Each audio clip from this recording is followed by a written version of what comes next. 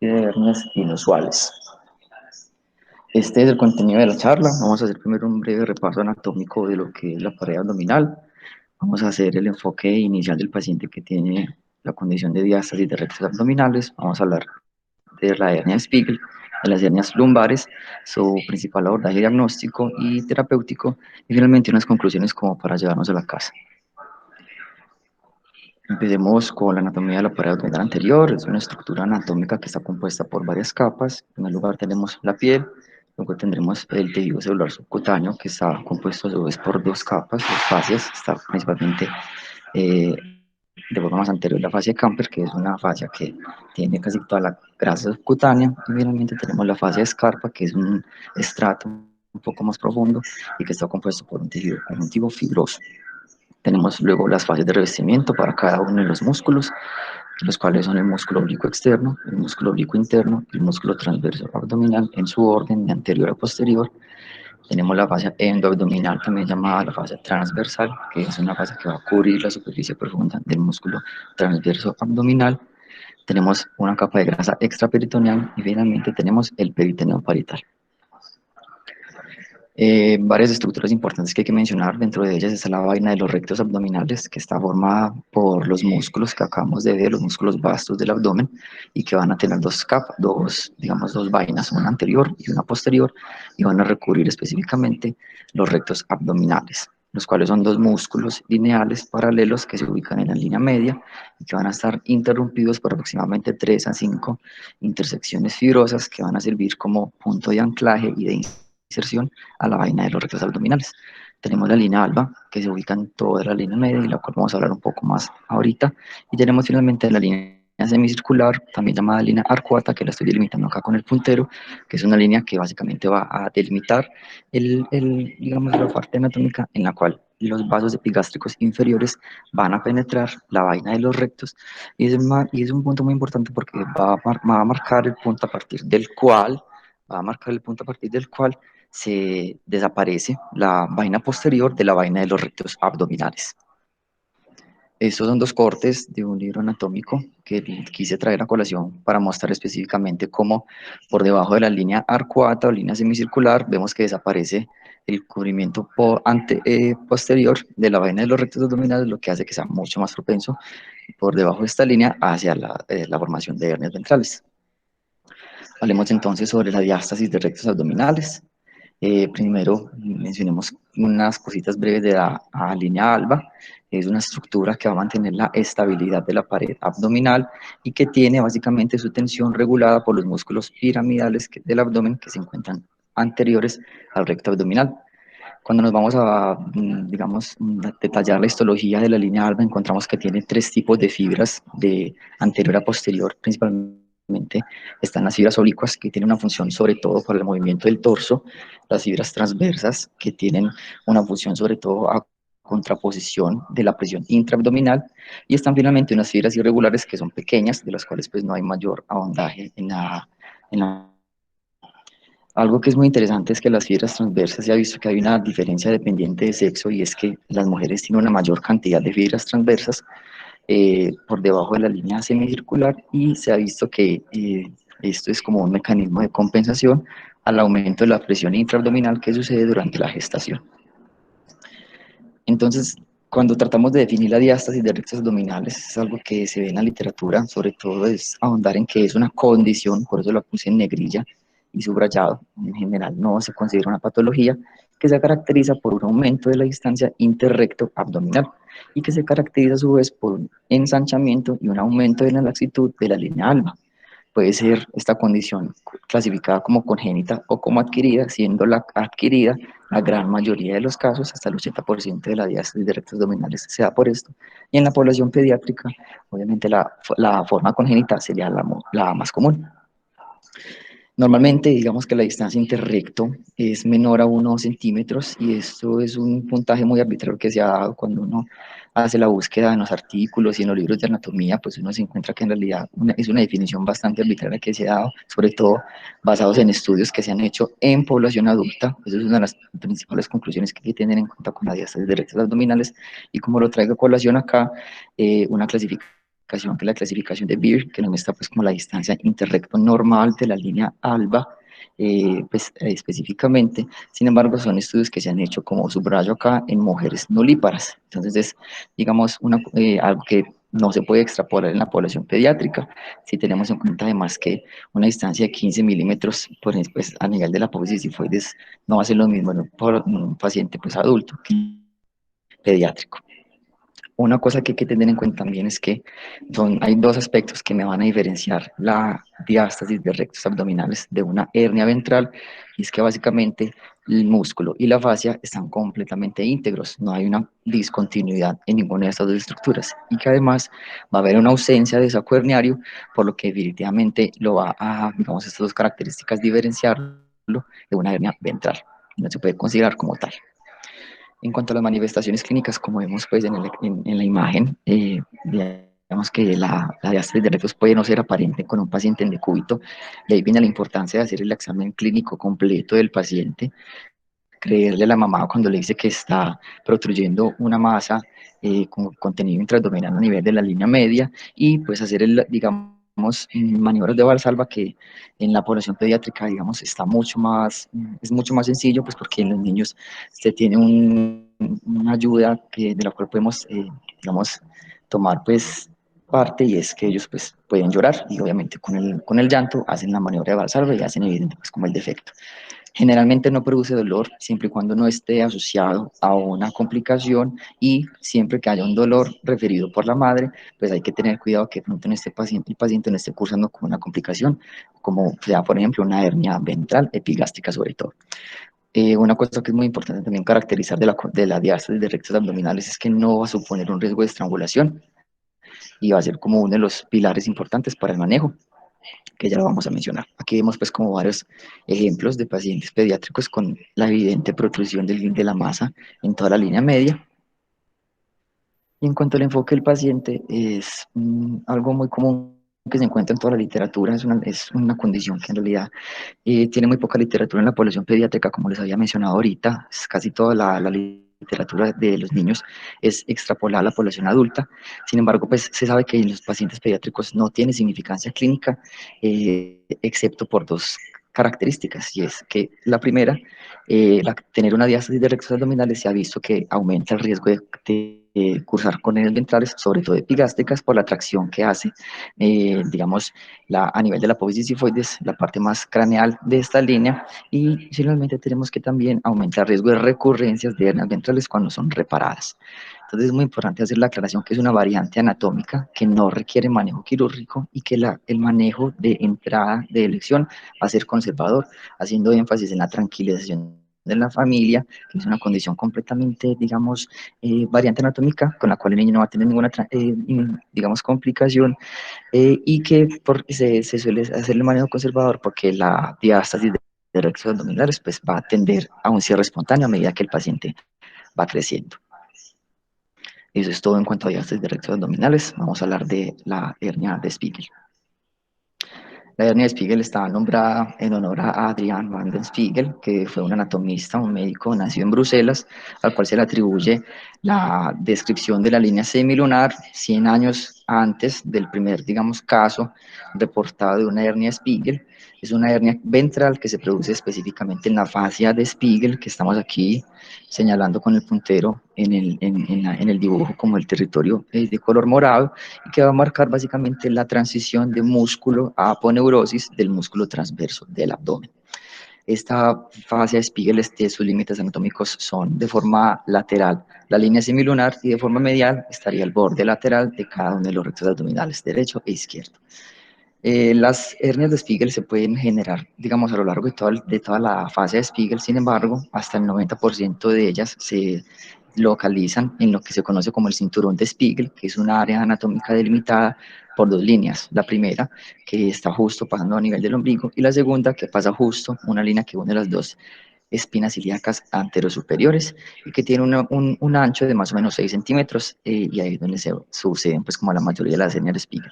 Una explicación anatómica de por qué se da esto es que se ha visto que a nivel infraumbilical, las dos fascias que contribuyen a la formación de la fascia de Spiegel, que serían las del músculo oblicuo interno y la del músculo transverso verso abdominal discurren de forma paralela, diferente a lo que ocurre de forma craneal al ombligo, que se ha visto que las fibras de estas dos fases discurren de forma angulada, lo que hace que la protrusión del contenido sea mucho menos probable.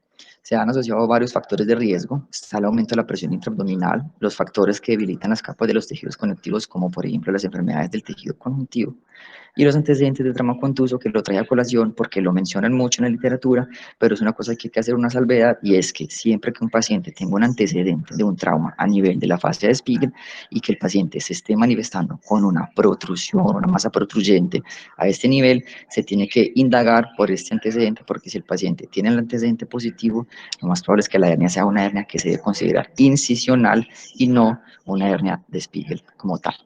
Traje esta imagen a colación, me pareció muy bonita. Es una imagen que nos muestra que la fascia de Spiegel específicamente va a estar contenida, pues está recubierta por la aponeurosis del músculo oblicuo externo, lo que hace que la mayoría de las hernias de Spiegel sean interparietales, y esto haga que el diagnóstico sea mucho más difícil, porque no va a protruir todas las capas del abdomen, entonces va a ser un poquito menos evidente. En cuanto a la epidemiología, se considera definitivamente una entidad rara. Solamente el 0.1% de todas las hernias dentales se consideran como hernias de Spiegel, y de todas las hernias de Spiegel, un 3% ocurren en la población pediátrica.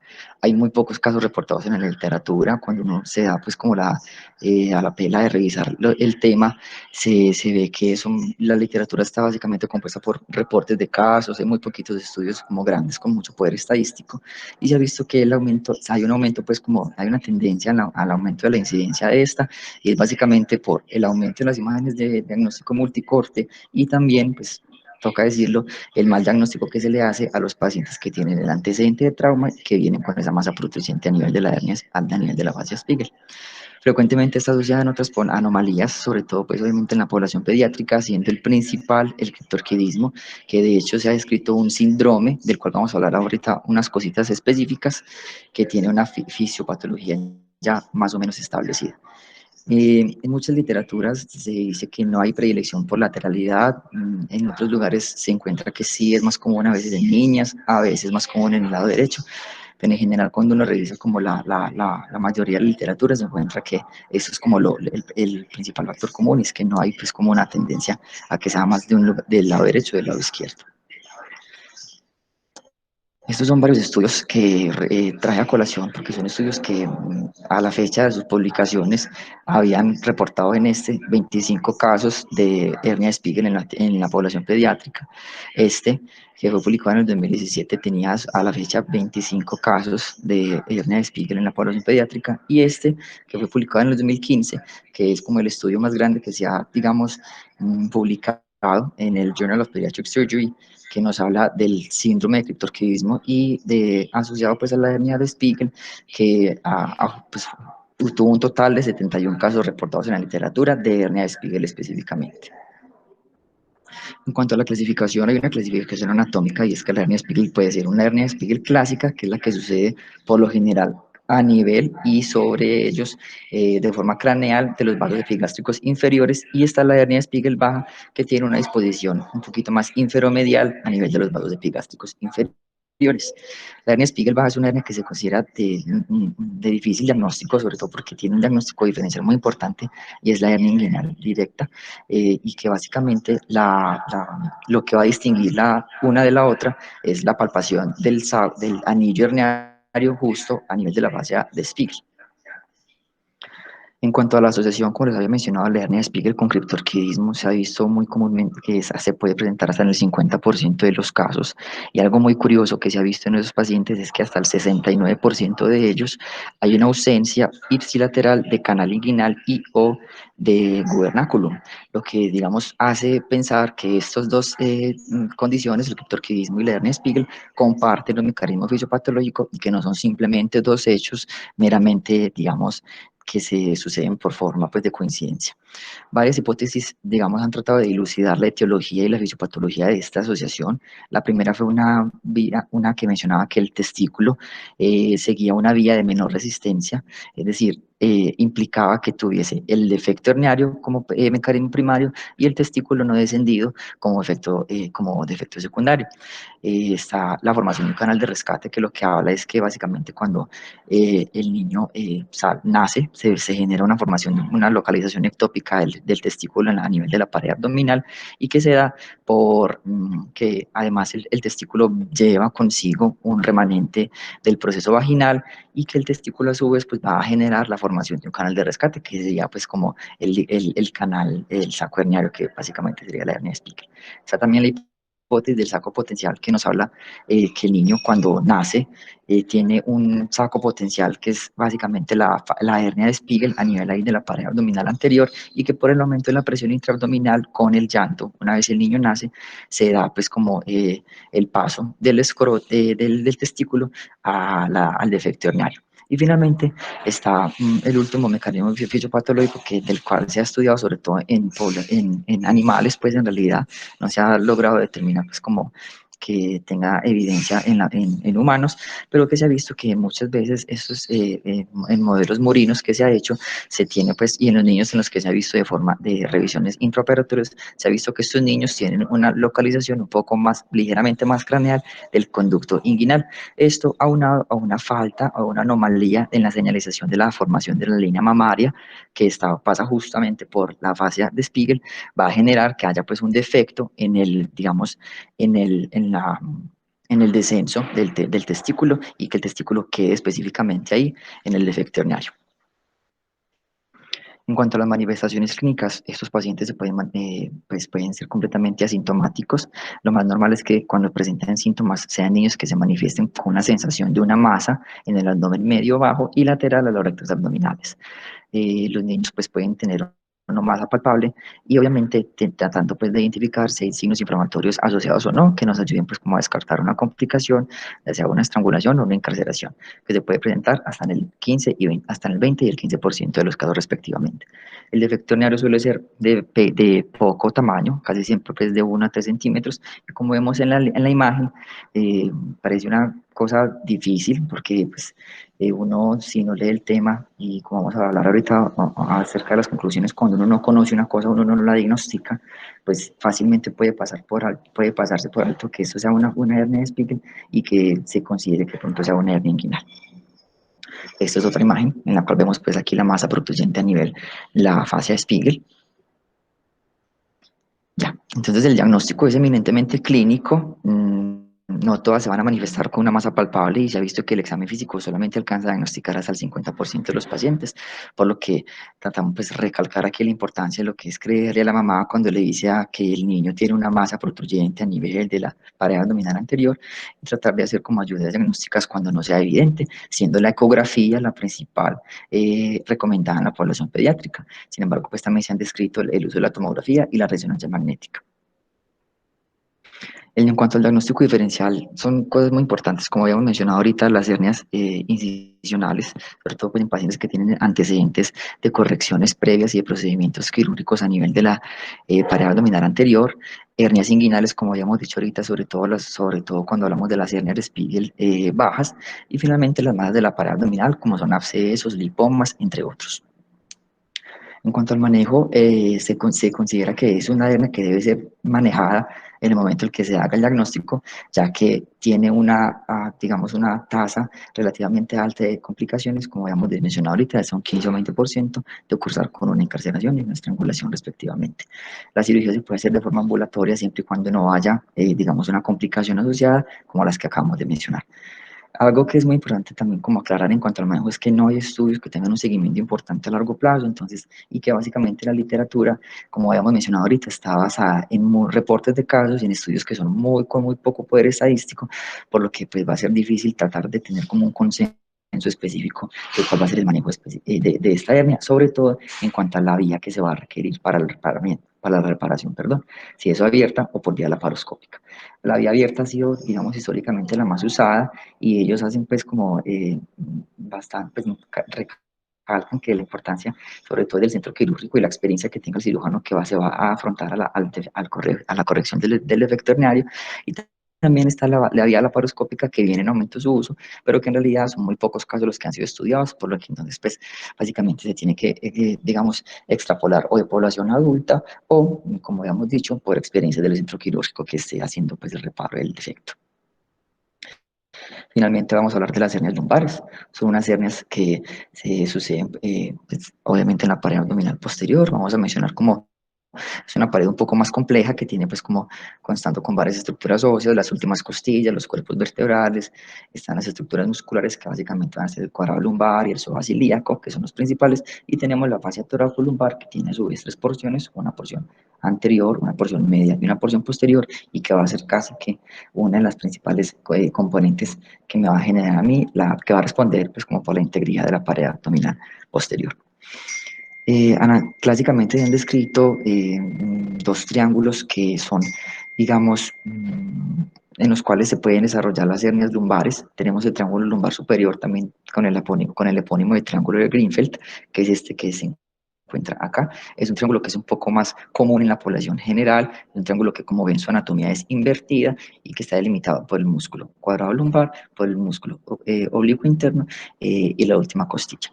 Y tenemos finalmente el triángulo lumbar inferior, que también es llamado pues, el triángulo de Petit o hernia de Petit, que está delimitado a su vez por el músculo externo del oblicuo externo, perdón, y el músculo latísimo del dorso. Es un triángulo que sí tiene una disposición anatómica no invertida y que suele ser un poquito menos constante en la población general. Aquí nos muestran, pues, como lo trae a colación, dos imágenes que nos muestran específicamente el triángulo lumbar inferior y el triángulo lumbar superior, y aquí un corte que nos muestra dónde está específicamente el punto de mayor debilidad por el cual se suelen, pues, digamos, protruir el contenido y se genera, pues, el defecto herniario, tanto para el triángulo lumbar inferior como para el triángulo lumbar superior. La imagen que está marcada con el asterisco. En cuanto a epidemiología, en los últimos 4 siglos solamente se han reportado 300 casos, por lo que ellos hacen un hincapié en que estamos ante la hernia más rara de todas, las hernias lumbares. El primer caso fue reportado en 1731 y típicamente ocurre en pacientes menores de 2 años. Sí tienen una distribución un poquito más caracterizada por una diferencia del sexo, y es que son más comunes en hombres y se ha visto que es mucho más común en el lado izquierdo. Algo que es muy importante aclarar es que esas hernias lumbares se han visto asociadas en gran parte, hasta el 50-60% de los pacientes pueden tener asociaciones con varios síndromes, como son el síndrome lumbo-costovertebral, la asociación Bacter y muchas veces agenesia renal. Las hernias lumbares, a su vez, pues, se pueden clasificar como congénitas y adquiridas, siendo las congénitas más o menos el 20% y las adquiridas el 80% de estas, y a su vez las adquiridas en primarias y secundarias. Las primarias son más o menos el 55% de todas las hernias adquiridas. En cuanto a la fisiopatología, se ha visto que está desencadenado por un evento anóxico transitorio que va a causar básicamente una mutación entre la tercera y la quinta semana de gestación en las somitas, que van a generar pues la pared abdominal posterior, y que me va a generar a su vez pues un mal desarrollo de los músculos lumbares y sus aponeurosis. Sin embargo, se ha visto pues como otras teorías que se han asociado, sobre todo como son las neuropraxias localizadas, atrapamientos nerviosos en pacientes que tienen espina bífida y por un aumento de la presión intraabdominal por una masa que esté, pues, digamos, ahí generando la presión. En cuanto a las manifestaciones clínicas, la mayoría son unilaterales, suelen afectarse en mayor cantidad el triángulo lumbar superior, y esto se da básicamente porque es un triángulo que está revestido solamente por fascia transversal en su parte más craneal, y que además es el triángulo por el cual penetran más paquetes vasculonerviosos y hace pues que sean puntos de debilidad a nivel de esta localización anatómica, que me generen pues el mayor riesgo para los defectos hernianos. Los defectos son de tamaño variable y se suelen pues, manifestar como una masa que protruye en la región lumbar. Puede ser sintomática o asintomática. El dolor puede ser referido sobre todo pues dependiendo como del contenido que esté siendo atrapado. Muchas veces se puede atrapar terminaciones nerviosas e inclusive encontrar pues como sintomatología de atrapamiento de nervio ciático, que se va a referir a los miembros inferiores, y la mayoría de estas hernias se manifiestan pues de forma no emergente, afortunadamente. Estos son varios ejemplos que traigo pues como corazón para que se nos grabe y no se nos pase nunca que también podemos enfrentarnos en algún momento a una hernia lumbar. Esta es una bastante importante. En cuanto al diagnóstico, pues es un diagnóstico, como mencionamos ahora en la hernia de Spiegel, es un diagnóstico eminentemente clínico, que suele ser difícil en hernias menores de 5 centímetros, porque hay que tener en cuenta también muchos otros diagnósticos diferenciales. Es muy importante también descartar otras anomalías que sean fenotípicamente identificables, sobre todo, como ya hemos mencionado ahorita, pues teniendo en cuenta la asociación Bacter o los síndromes lumbocostovertebrales. El diagnóstico se puede, hacer un poquito más pesquisa, y es que se puede hacer un diagnóstico por imágenes. Ellos mencionan la radiografía, sobre todo, dicen que cuando haya asas pues en el contorno urinario, sin embargo, esto es muy raro. La principal que se suele herniar en el defecto es grasa retroperitoneal, pero ellos mencionan que en defectos, sobre todo de gran tamaño, se pueden encontrar asas llenos de aire, y algo que es muy importante es que recalcan el uso de la radiografía para descartar anomalías esqueléticas que pueden presentarse. La tomografía es el método de elección en adultos, lo pongo en mayúscula, porque siempre va a ser la ecografía el método de elección para hacer el diagnóstico por imágenes de la hernia lumbar en la población pediátrica. En cuanto al manejo, también se suele recomendar el reparo quirúrgico al diagnóstico, sobre todo antes de los 12 meses, en aquellos pacientes que pues, se manifiesten y se logre identificar antes de esta edad, sobre todo porque son pacientes que en general la hernia lumbar suele ser de defectos un poquito no tan grandes, de menor tamaño, y que a su vez pues, va a tender a empeorar con la edad del paciente, es decir, la hernia no va a tender a cerrar de forma espontánea, y pues eso va a aumentar el riesgo a su vez de que pueda manifestarse con unas complicaciones asociadas, como es una estrangulación o una encarceración. Lo mismo que habíamos mencionado ahorita en la hernia de Spiegel, no existe un manejo estándar, por lo que ellos recomiendan siempre hacer pues como una individualización del caso. Se tiene una vía abierta para el reparo y una vía laparoscópica. La vía laparoscópica la describen como técnicamente muy difícil, y se ha visto escrita sobre todo en pacientes en los que la vía abierta pues no se ha podido, y en población adulta.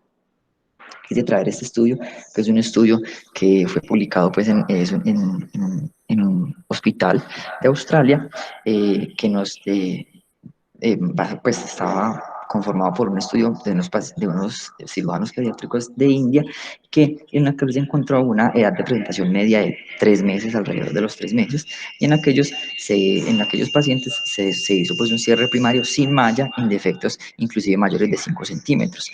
En la totalidad fueron 18 pacientes, de los cuales 2 de ellos tenían hernias bilaterales, y ellos hacen pues como hincapié en aquellos defectos que eran de gran tamaño, considerados por ellos como mayor de 10 centímetros, que fueron solamente 2 casos. Sí se tuvo que colocar, digamos, una malla para el reparo, perdón, del defecto herniario.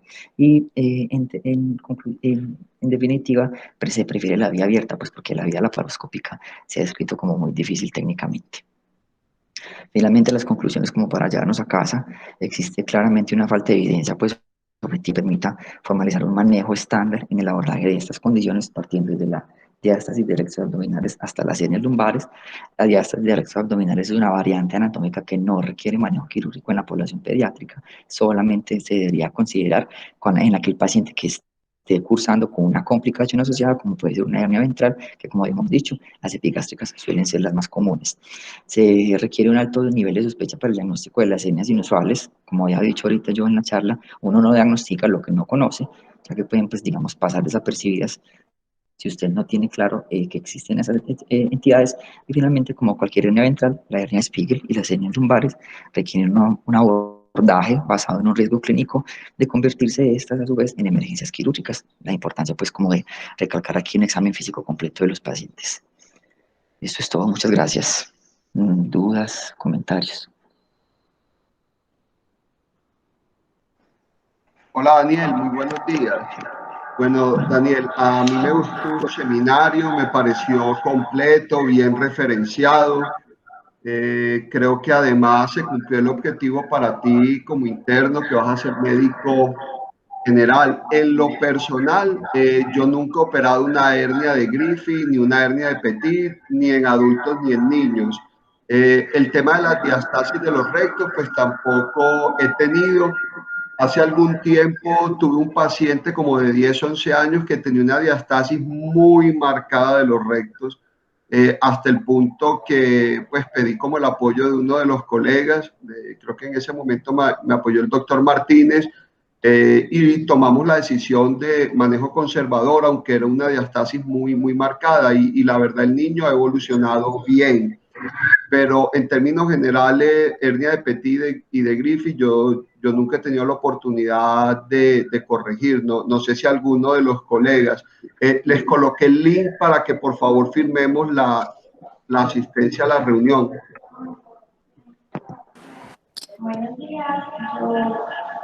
Buenos días. Yo quisiera también felicitar al doctor porque hizo un trabajo muy complejo para el interno.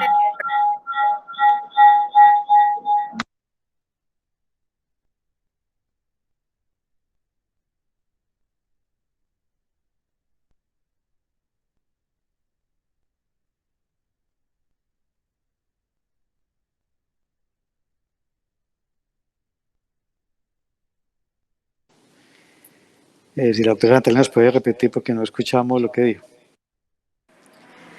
Bueno, qué pena, es que la señal estaba súper mala, ¿no? Que quería felicitar al doctor Daniel porque creo que es un tema que es difícil, pues, y como lo dijeron, es muy poco frecuente, entonces a veces el abordaje para la presentación no es tan fácil y más, pues, por ser un interno, pero yo creo que lo hizo muy bien y nos presentó, pues, como una buena revisión de los casos. Entonces, la propuesta que traemos es una endoscopia de vías digestivas con laparoscopia diagnóstica y fulguración inicial de membrana esofágica. Y pues vamos a hablar de qué es lo que se hace en los pacientes que tienen estenosis congénita del esófago. Entonces, la definición, y la traigo textual de uno de los artículos, me parece que es muy importante reconocerla porque es una variedad de cuadros que se asocian a una única condición, que es la disfagia en la edad temprana. Entonces, una estenosis intrínseca del esófago no necesariamente es sintomática al nacimiento y es causada por una malformación que después de los procedimientos se encuentra que es congénita en la arquitectura de la pared esofágica y puede incluir la presencia de tejido ectópico traqueobronquial, la presencia de un diafragma membranoso o la hipertrofia segmentaria de la muscular y submucosa con fibrosis difusa, que lo denominamos una estenosis fibromuscular. Lo más frecuente es la estenosis fibromuscular, que se reporta hasta en el 54% de los casos, seguido de los remanentes traqueobronquiales en el 30% de los casos y la membrana esofágica en el 16% únicamente. Tenemos una clasificación inicial que pues la brinda Ramesh. En realidad son muy pocos los reportes de casos clínicos, pero pues han querido asociarlos como en una clasificación específica. El tipo 1 es una estenosis aislada de tipo segmentario. Usualmente encontramos remanentes traqueobronquiales o estenosis fibromuscular. El tipo 2 es una estenosis aislada con un tipo de diafragma que es únicamente la clasificación para membranas diafragmáticas. Y la tipo 3 son lesiones combinadas que corresponden hasta el 33% de los casos, en los cuales presentan estenosis congénita no asociada a la anastomosis en pacientes con fístula traqueoesofágica distal y atresia esofágica, o con estenosis asociada a una membrana más proximal. La incidencia es muy poco frecuente, en realidad hay reportes de que varían entre 1 en 25.000 y 1 en 50.000 nacidos vivos. Tiene una ligera predominancia en hombres, pero no está demostrado estadísticamente.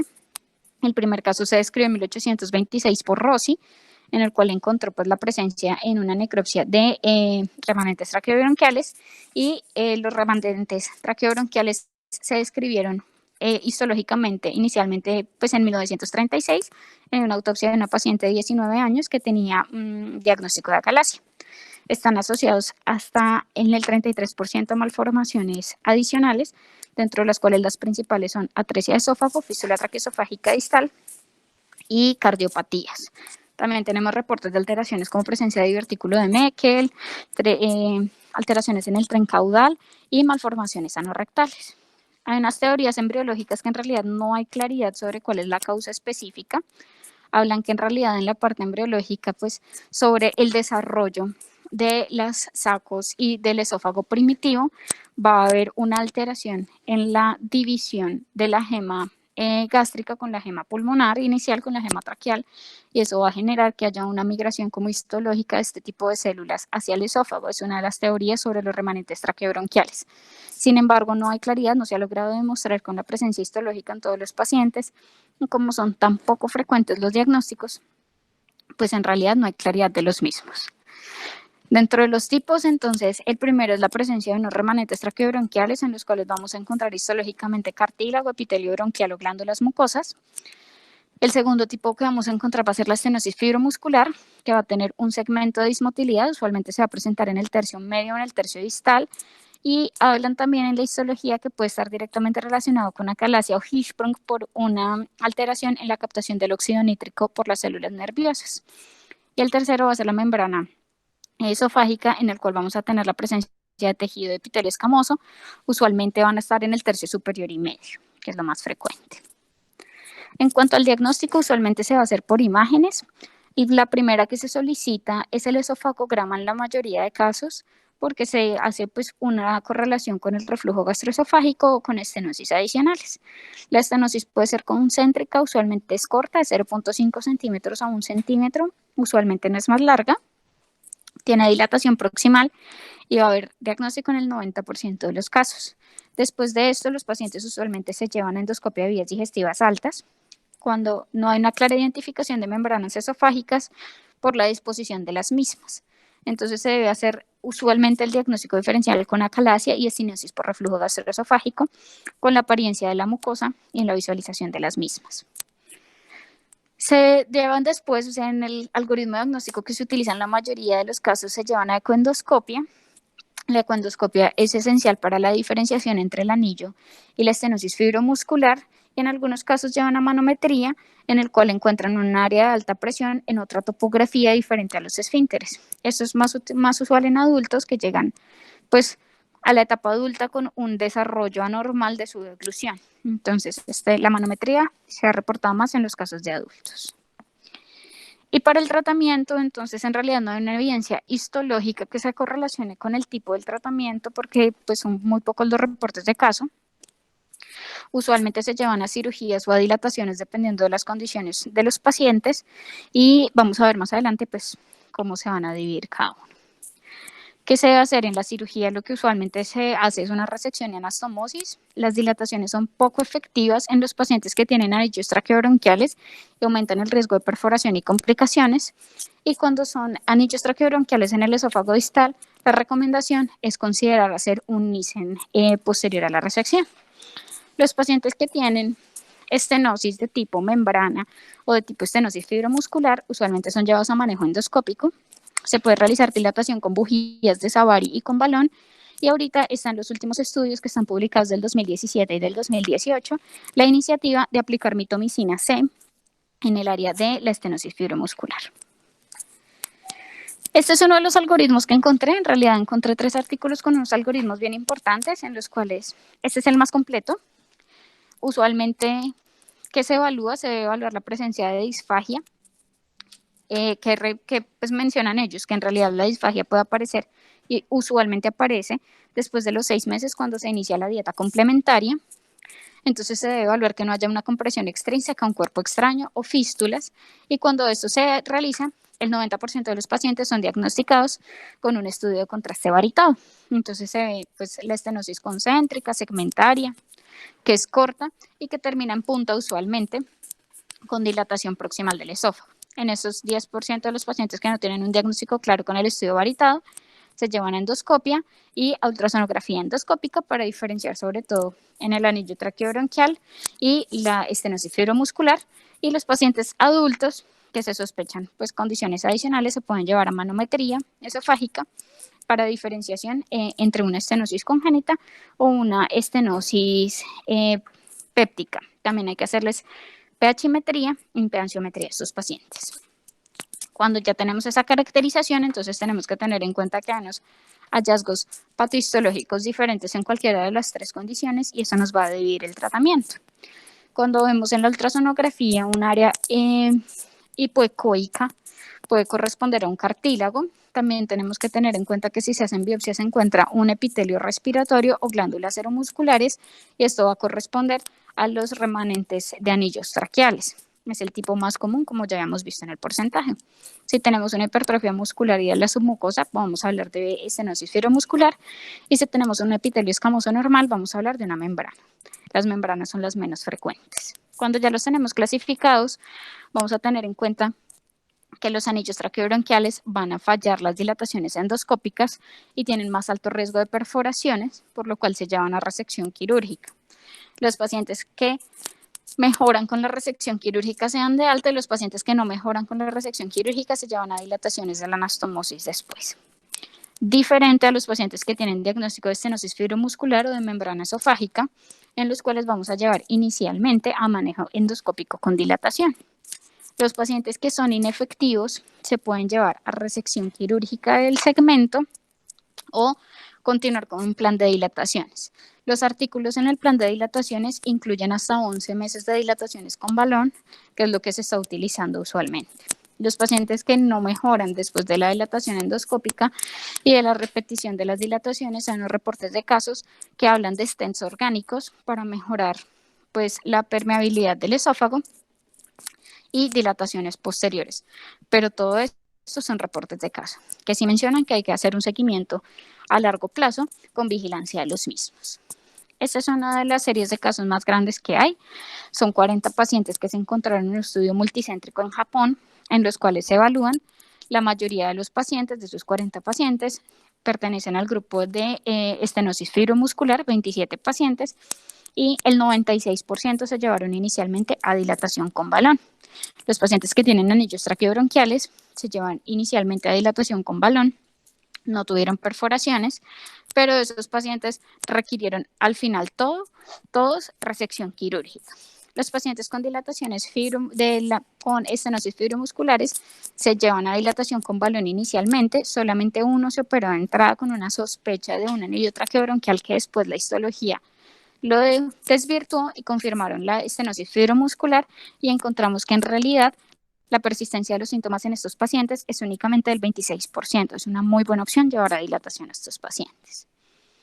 Ellos plantean ese algoritmo según pues, los hallazgos que tuvieron. En realidad llevaron a cirugía inicial a 3 pacientes.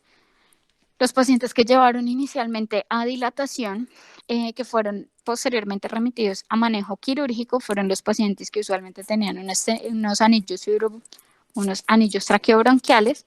Los pacientes con dilataciones tuvieron una muy buena respuesta en cuanto tenían una clasificación histológica de estenosis fibromuscular. Sin embargo, tienen resaltan un posible error, y es que los pacientes con estenosis fibromuscular no tuvieron un aislamiento histológico claro. Entonces, esto es lo que hace que se desvirtúen los algoritmos y los manejos específicos. Este es otro estudio en el cual encontramos 61 pacientes. De esos 61 pacientes los dividieron inicialmente en la localización de la estenosis congénita. Es un estudio multicéntrico, hablan que en realidad es muy poco frecuente y querían estudiar cuál era la presentación de la mayoría de los pacientes. Entonces encontraron que en realidad la estenosis aislada era más frecuente en el esófago inferior, hasta el 56% de los pacientes la tenían en el esófago inferior y 65% del total, y que únicamente de todos los pacientes, 3 tenían la estenosis en el cardias, como nuestra paciente. Ellos plantean también su evaluación endoscópica. Ellos llevan inicialmente de sus 61 pacientes a 49 dilataciones endoscópicas, sin embargo el 73% persisten sintomáticos. De ese 73% llevan al 42% manejo quirúrgico y resuelven el 27%, aproximadamente la mitad. Entonces ellos hablan que en realidad la persistencia de los síntomas se debe evaluar no solo con la resección de la estenosis y de los anillos, sino también con el desarrollo de las alteraciones esofágicas secundarias a esa dilatación esofágica tan importante. Cuando evalúan la rama que se llevó inicialmente a tratamiento quirúrgico, fueron 9 pacientes. De esos 9 pacientes, 5 pacientes persistieron con síntomas. Entonces, lo que llama la atención y lo que ellos concluyen es que en realidad no se debe la persistencia de síntomas adjudicar únicamente al tratamiento quirúrgico o endoscópico, sino también a las alteraciones de la motilidad esofágica que tienen los pacientes antes. Este es el estudio más grande que encontré, una revisión sistemática de la literatura en el cual encuentran 44, incluyen 4 series de casos, 144 pacientes, y evalúan pues cada uno de los pacientes, pues en realidad cuántos son aplicables para el estudio. Al final seleccionan 117 pacientes, las series ya se las había traído, el 61 pacientes ya lo habíamos hablado, la de 36 pacientes es la que corresponde a los 40 pacientes iniciales que vimos en Japón. Ellos hablan que en realidad la presentación más frecuente son la estenosis fibromuscular en 2 de los estudios. En el estudio japonés, el anillo traqueobronquial es el más frecuente. ¿Y qué encuentran ellos? Que en realidad en el tercio inferior del esófago, que es donde está ubicada la estenosis de nuestro paciente, usualmente están ubicados los remanentes traqueobronquiales y las estenosis fibromusculares, que las membranas esofágicas están usualmente ubicadas en el primer tercio esofágico.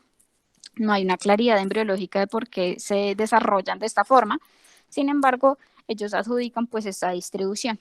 Ellos hablan que en el tercio distal la mayoría de las patologías van a ser o de manejo quirúrgico o se puede utilizar el manejo endoscópico, pero con alto riesgo de reflujo posterior. ¿Ellos qué evalúan? Que en realidad la selección por ultrasonografía endoscópica sí va a tener una relación directa en cuanto a las complicaciones y en cuanto a el riesgo de dilataciones iniciales. Entonces, ellos encuentran que la tasa de éxito en los pacientes que son seleccionados por ultrasonografía descartando los anillos traqueobronquiales va a ser hasta el 90%.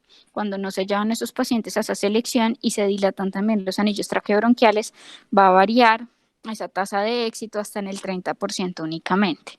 Ellos dicen que a pesar de que es una regresión logística con peso estadístico, son unos casos, pues son reportes de casos y las series de casos que no tienen una buena aleatorización y no tienen una buena como calidad de los datos.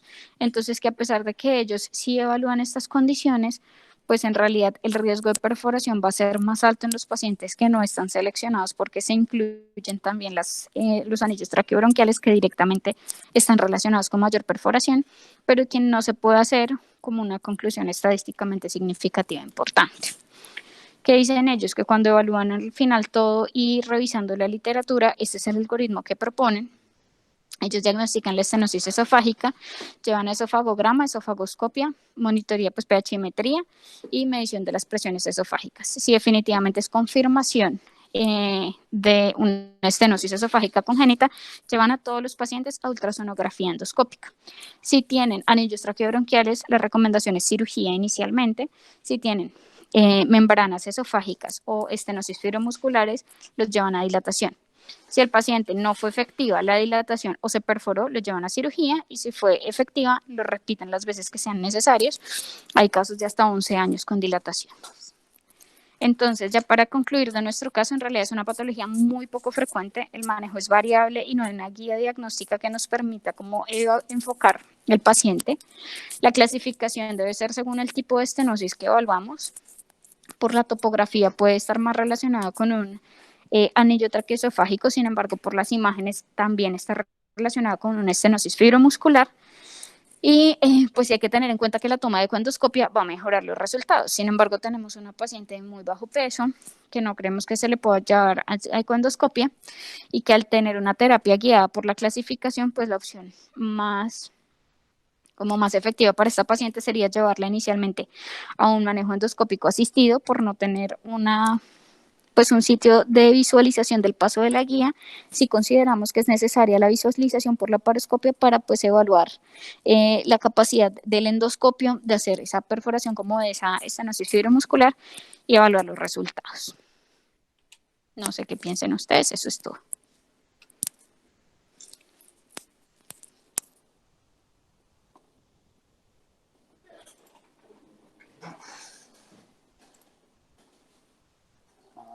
No dijo nada. Buenos días. Buenos días, profe. Vea, yo tengo como varios comentarios. El primero, antes de dar como una propuesta, es que me parece como muy raro cómo en las primeras radiografías hay esa cantidad de aire distal en el intestino pues, con esa estenosis tan severa en el esófago. Yo no sé si Gabriela, en lo que leyó, puede dar alguna explicación a eso. No, doctor, en realidad dicen que hay unos casos que se diagnostican en la etapa neonatal temprana y hay unos casos que viven hasta los 40 años, hay casos reportados de 40 años con diagnóstico a los 40 años. En realidad la literatura es muy poquita y es muy variable. Pues digamos que Entonces, eso es no hay nada que diga que se estenose progresivamente. lo que le puede sugerir a uno es que originalmente hubo algún tipo de orificio y que se ha ido pues cerrando, sería como la única lógica que uno le puede ver a eso. Bueno, con relación al tratamiento, digamos, de este caso, lo primero pues es decir que yo nunca había visto un caso en estas condiciones, habíamos visto, digamos, anillos traqueales y algo, pero este tipo, digamos, yo lo llamaría un diafragma distal del esófago, yo no lo había visto.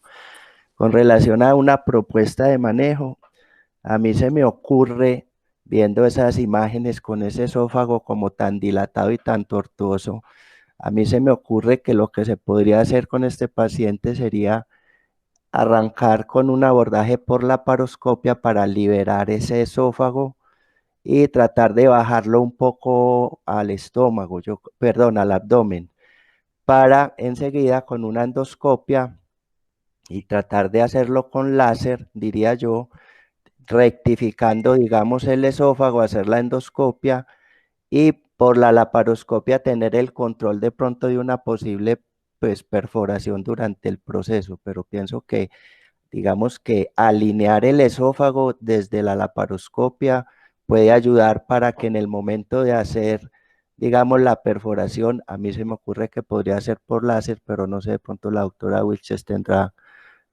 otras opciones para contarnos.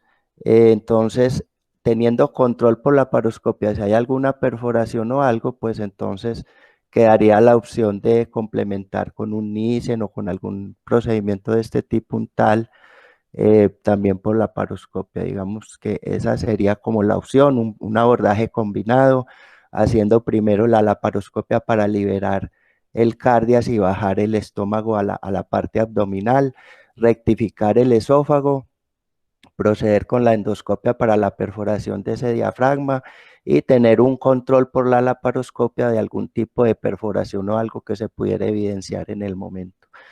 Esa sería mi propuesta y repito, nunca había visto un caso parecido, pero pues es una propuesta de manejo. Yo también quiero opinar. Bueno, Gabriela, muchas gracias. Profe, Hola. pues, realmente me parece muy buena la idea. No, profe, hágale usted que yo ahorita hablo.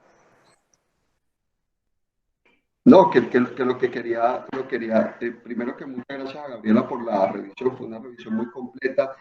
Yo, a ver, mi opinión, o sea, estamos ante el dilema si es un diafragma esofágico, que es mucho menos frecuente, mira que decías que era menos del 16%, contra una estenosis esofágica fibromuscular o unos anillos traqueales. En lo personal, a pesar de que la membrana esofágica tiene una incidencia mucho más baja, mira que ya se hizo una endoscopia y endoscópicamente no fueron capaces ni siquiera de pasar una guía. Yo creo que eso no es una membrana esofágica, para mí eso es un anillo traqueal. Y pienso que el anillo traqueal uno lo puede dilatar, pero no es el manejo definitivo. Yo pienso que el paciente es quirúrgico. Yo estoy de acuerdo con el doctor Martínez, se puede intentar el abordaje laparoscópico, hacer la disección del esófago, obviamente asistido con el endoscopio para encontrar el sitio exacto de la estenosis que parece que es en el cardias, pero con una altísima probabilidad que eso termine en una resección de anastomosis. Si se puede endoscópico, maravilloso, todo lo que sea mínimamente invasivo, maravilloso, pero en lo personal pienso que va a terminar en una resección de anastomosis, porque ha sido progresivo, está estenosado, y en una primera endoscopia no lograron ni siquiera pasar una guía, y que por incidencia es más probable que sea una estenosis o un cartílago. Una pregunta, ¿este paciente tiene gastrostomía? No, todavía no tiene. Incluso Yo creo que este Señor. paciente hay que hacerle una gastrostomía, ¿cierto? Una gastrostomía ¿para qué? Para primero alimentarlo, nutrirlo y además se puede hacer después es un abordaje, como lo hemos hecho, ¿cierto? Un abordaje por vía gastrostomía, buscando el cardias para visualizarlo de forma retrógrada, ¿sí me entiendes? Y inclusive tenemos pacientes, pues no abajo con una estenosis tan grande, sino pacientes con estenosis esofágicas después de corregido a 13 esofágica que se ha cerrado totalmente. Hemos hecho 3 casos, ¿sí? Que inclusive lo presentamos en el Congreso Nacional de Cirugía Pediátrica de Bogotá. Con láser hicimos la perforación como si fuera el manejo endoscópico, ¿sí? Sin necesidad de hacer un abordaje quirúrgico tan complejo, ¿cierto? Yo pienso que este paciente hay que hacerle una gastrostomía primero, alimentarlo y después hacer un abordaje combinado, ¿sí? La parte de la laparoscopia con endoscopia es compleja, no es tan fácil. ¿Por qué? Porque si usted hace la laparoscopia, está bien, pero si usted hace la endoscopia, va a introducir aire y le va a dificultar la laparoscopia, no va a tener visión. O sea, es muy complejo el manejo del aire con la laparoscopia. Yo le haría una Doc, gastrostomía y después le haría un abordaje endoscópico combinado. Doc, mire, esta es la placa posendoscopia de esta niña. Sí, No le pasa ni el aire, pensando en eso que usted dice. Por eso mismo, o sea, precisamente hay que hacerle pienso yo que hay que hacerle una gastrostomía, hay que alimentarlo, ¿sí me entiendes? Y después se hace el abordaje combinado. Y el abordaje para hacerlo una fractura o una esofagotomía con láser, hay que hacerlo por vía retrógrada, que es como lo hemos hecho, que es mucho más seguro. Sí, incluso en algún momento habíamos pensado hacerle una, pues si no se podía por vía, pues por vía del esófago, hacer una gastrotomía y entrar por debajo, pero me parece pues como muy adecuada, pues como decir que probablemente la insuflación va a hacer que la laparoscopia sea más difícil. La doctora Wilches, cuando hizo la endoscopia, yo estaba ahí con ella y me decía que le parece muy raro, pero que pues ella ha visto muchos anillos y que las características de la lesión no son de anillos. Obviamente nosotros no tenemos ecoendoscopia para hacer la confirmación, pero que por los hallazgos imagenológicos en la endoscopia no le hacen pensar en unos anillos, le hacen pensar más que fuera pues como la membrana. La paciente está bastante desnutrida, pues a pesar de que tiene 2 meses, no ha ganado nada de peso. La tenemos con NPT y muy probablemente si requeriría algún procedimiento mayor, probablemente necesitaríamos que estuviera en mejores condiciones. Pues yo creo que la opción que da el profe Ángelo es muy buena. Uno le hace la gastrostomía abierta porque obviamente no hay forma endoscópica. Esperamos un poquito que recupere, que haya un buen trayecto fistuloso gastrocutáneo y se hace por vía endoscópica superior, por gastrotomía y también se hace el abordaje laparoscópico que nos puede permitir liberar el esófago, como dijo el profe, utilizar azul de metileno y ver si está perforado o no está perforado, hacer algún procedimiento diferente en unas condiciones nutricionales muy diferentes con una niña un poquito más grandecita. Sí, sí, la propuesta mía es lo mismo que dice Cata, es hacerle una gastrostomía, esperar más o menos un mes, ¿sí? Para hacerle nuevamente una endoscopia vía retrógrada y anterógrada, que está perfectamente, se puede hacer, y generalmente cuando uno no puede dilatar un paciente por vía anterógrada, lo puede hacer por vía retrógrada a través del cardias, y es excelente verlo por debajo, ¿sí me entiendes? Y ahí miramos. Ya después, si no se puede hacer nada, pues entonces entramos a cirugía normal, formal, ya con una laparoscopia, con una cosa pues diferente, ¿cierto? Pero yo creo que sí, esa paciente hay que nutrirla primero. Listo, entonces la programamos para gastrostomía, nutrición y después de la represión nutricional, endoscopia anterógrada y retrógrada. ¿Les parece? Listo, Gaby. Perfecto. Bueno, traje un artículo de revisión que son las guías de Bolonia sobre el manejo básicamente de la obstrucción por bridas. Entonces tenemos que en la epidemiología, pues la obstrucción por bridas es la indicación del 51% de la parotomía de urgencia. De esas, el 60% de los casos de obstrucción intestinal son secundarios a adherencias postoperatorias. El 30% de estos requieren manejo quirúrgico, mientras que el 70% se resuelven mediante manejo médico, y la prevención y el manejo depende mucho de la preferencia del cirujano y no de la guía de manejo. Entonces, la definición: adherencias peritoneales se conoce como tejido fibroso que conecta superficies u órganos dentro de la cavidad abdominal. Puede ocurrir por cirugía, radioterapia, endometriosis, inflamación, en este caso por cirugía. Bueno, la causa más común de obstrucción de intestino delgado siguen siendo las bridas, causa dolor abdominal, distensión, vómito, estreñimiento, y se confirma mediante el manejo quirúrgico. El riesgo de desarrollar obstrucción por bridas es mayor después de una cirugía colorectal, oncológica o en cirugía pediátrica. Del 4.2 al 12% de los pacientes en cirugía pediátrica requieren cirugía por bridas después de una laparotomía. Recurrencia de la obstrucción por brida es frecuente. Si ya tiene un primer episodio, aumenta el riesgo un 40% de reingresar y un 12% si no se trata quirúrgicamente en el primer año. Y aumentando hasta un 20% luego de 5 años de la cirugía inicial. Bueno, traje la clasificación de las adherencias de Sulke, que es la clasificación más, digamos, más famosa, pero que la forma de hacerlas mediante la cirugía. Entonces, básicamente de grado 0 a grado 4, dependiendo de la necesidad de disección y de la firmeza de las bridas. Entonces, para la prevención, bueno, voy rápido porque como no tenemos tiempo. Entonces, la prevención, técnica quirúrgica, minimizar el trauma quirúrgico, uso de ayudantes para reducir la formación de adherencias, y dentro de esto tenemos revisión sistemática de estudios de corte que evidencia que una incidencia de reoperación por obstrucción por brida fue del 1.4 en la paroscopia y un 3.8 para cirugía abierta, hablando específicamente de cirugía pediátrica. Hay dispositivos de energía monopolar que producen un aumento de la formación de adherencia. En cambio, la energía bipolar o el ultrasonido es menor el riesgo de adherencia. Y siempre tenemos pues barreras de adhesión, que traje aquí las más frecuentes, que lo que hacen es que son inertes para el sistema inmunológico y degradación lenta. O sea, ellas lo que van a hacer es que no es que actúen degradando la fibra o degradando el sistema, o sea, iniciando la fibrinolisis, y lo que la actúan como un sistema que mantiene separadas las estructuras, el peritoneo y la asa, evitando la adherencia entre ellas. Entre las más frecuentes pues tenemos el hialuronato carboximetilcelulosa, que reduce la incidencia en reoperaciones por bridas. En un estudio de corte de 24 meses se comparó el uso de barreras de adhesión y sin barreras, evidenciándose la presencia de obstrucción por bridas en un 4.5% con barrera y un 2% sin barrera. Entonces, dentro de las barreras más frecuentes tenemos el hialuronato carboximetilcelulosa, la celulosa regenerada oxidada, la icodestrina y el polietilenglicol. Hialuronato carboximetilcelulosa y el polietilenglicol, los más usados, punto de vista cirugía abierta y laparoscópica.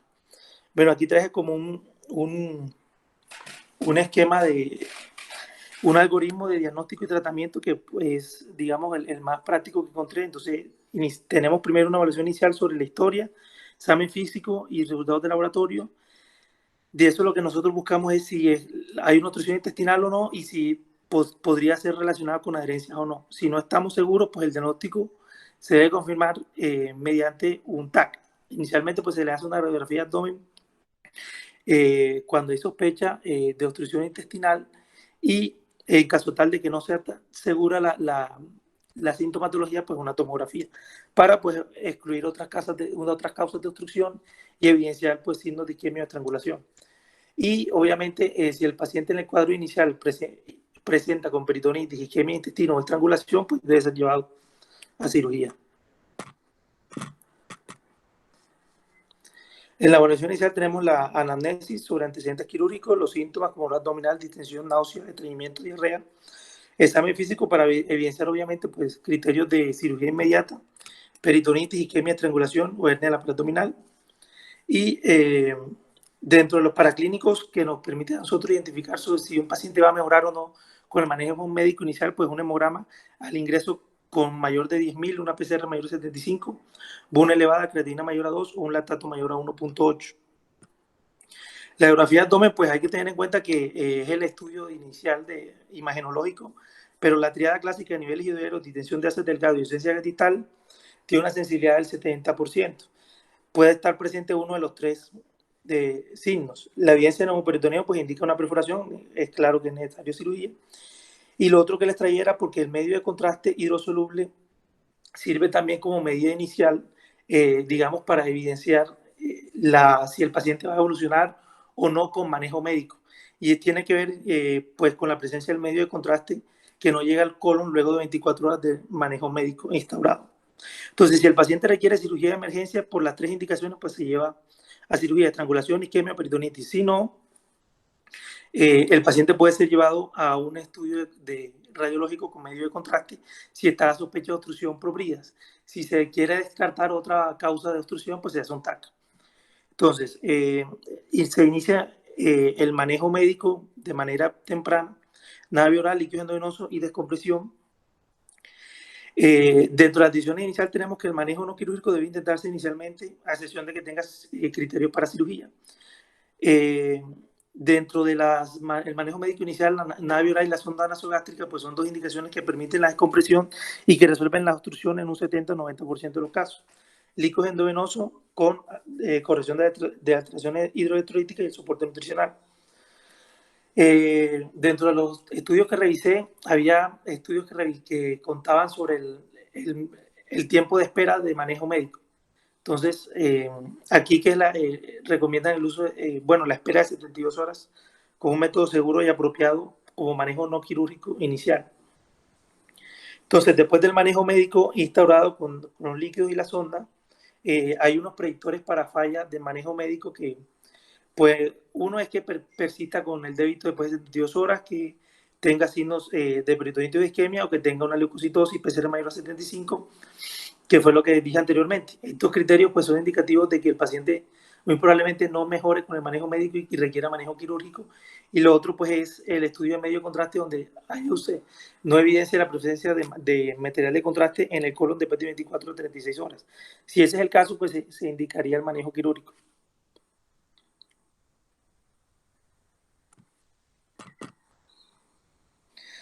Bueno, hay unos predictores que son los predictores de Farinella para tratamiento exitoso desde el punto de vista laparoscópico versus abierto. Entonces ellos recomiendan que para hacer un manejo laparoscópico de la obstrucción por bridas, pues dentro de las indicaciones o predictores está que tenga menos de 2 cirugías anteriores, que tenga una apendicectomía como cirugía previa, que no tenga evidencia de laparotomía mediana y que solo sea una banda adhesiva, que eso ya es mediante la inspección quirúrgica.